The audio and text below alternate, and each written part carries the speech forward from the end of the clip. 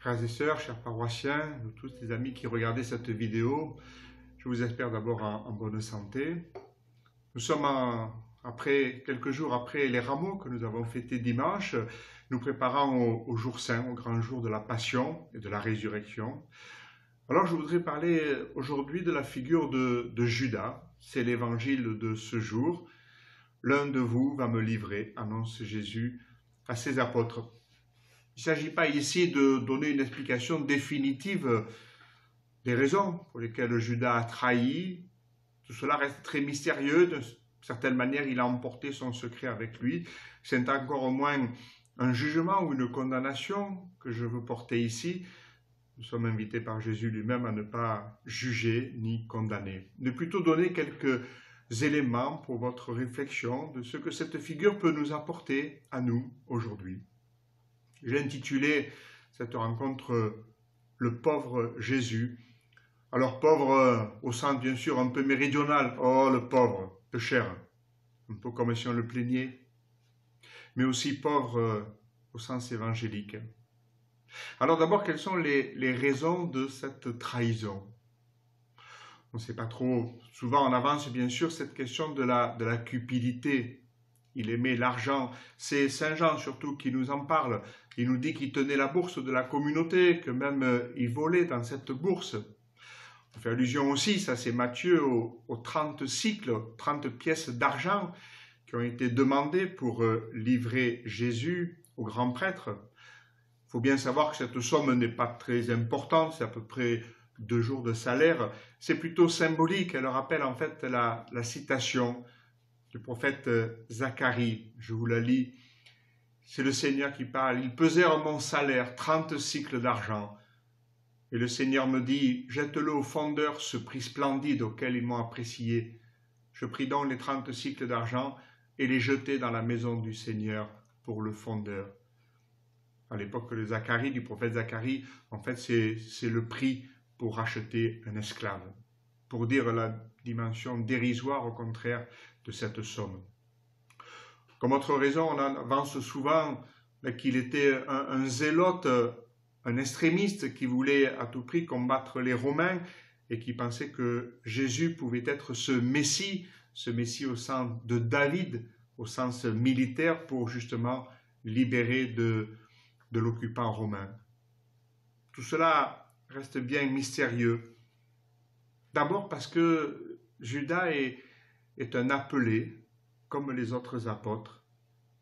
Et pourtant, Jésus, on le sait, il connaît le cœur de l'homme et il a appelé lui-même Judas et il ne l'a jamais renvoyé. C'est mystérieux aussi parce que Judas est bien l'un des 12 et il le sera jusqu'à la fin, lorsque nous allons célébrer ces jours saints. Il sera là pour le lavement des pieds, ce geste de charité du Christ envers ses apôtres, même s'il n'est pas dupe, et il annoncera, l'un de vous n'est pas pur. Il sera là aussi pour l'Eucharistie. Il y a d'ailleurs chez Jean une petite note particulière de cette bouchée.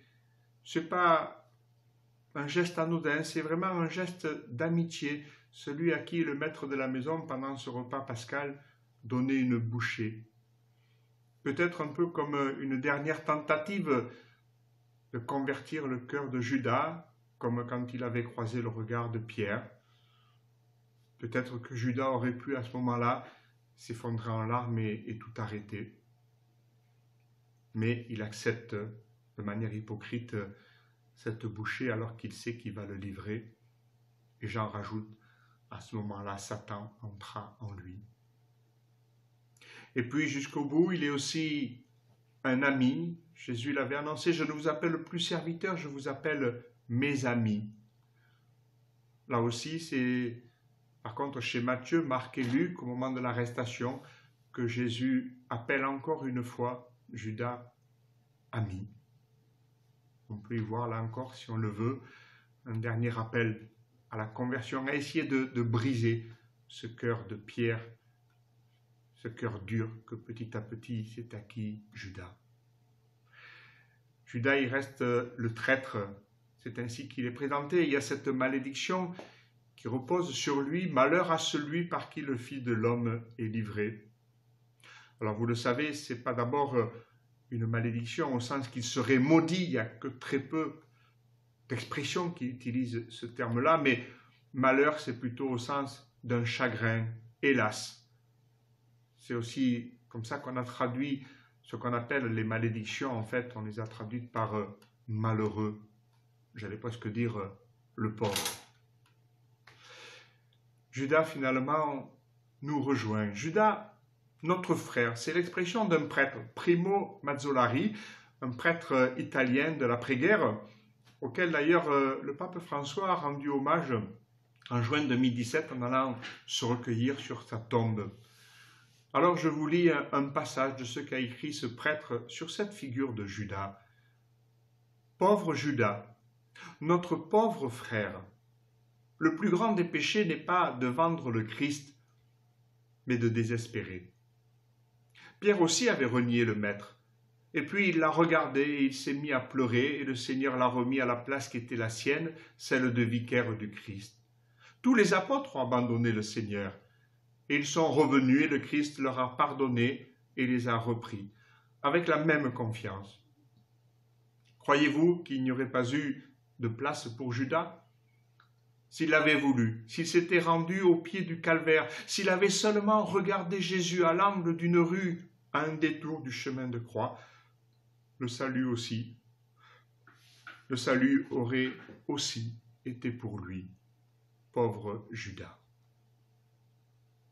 Oui, Judas nous rappelle aussi nos propres trahisons, des fois aussi nos manques ou nos pertes d'espérance. Et puis Judas, finalement, nous révèle quelque chose du mystère du mal. Comme je le disais, c'est Saint Jean qui utilise cette expression « Satan entre en lui ». Mais aussi, on sait que Pierre lui-même a été traité par Jésus de Satan. Satan entre en lui, c'est-à-dire que le mal n'est pas tout le temps avec lui, mais à un moment, il entre en lui. Ce mal trompeur, comme il était déjà annoncé dans le 2e chapitre de la Genèse, il avait déjà trompé Ève. Est-ce qu'il a trompé Judas?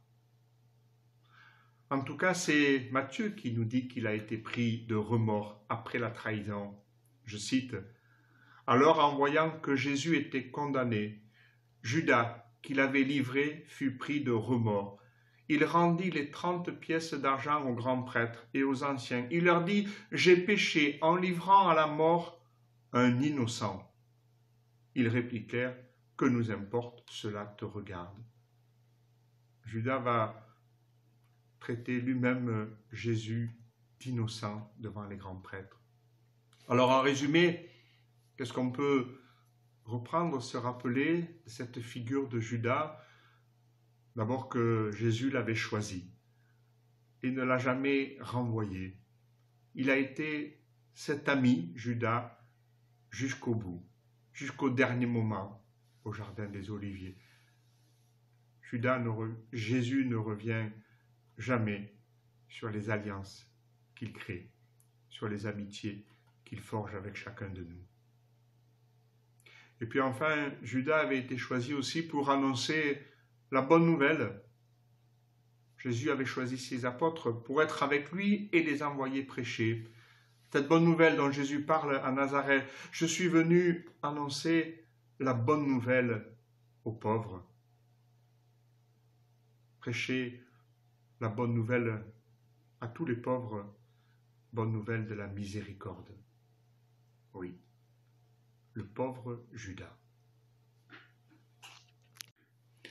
Et avant de vous quitter, bien sûr, au cœur de cette Semaine Sainte, je vous redonne avec joie cette bénédiction pour vous et vos proches. Le Seigneur soit avec vous et que Dieu, dont l'amour est tout-puissant, vous bénisse et vous garde, lui qui est Père, Fils et Saint-Esprit. Amen.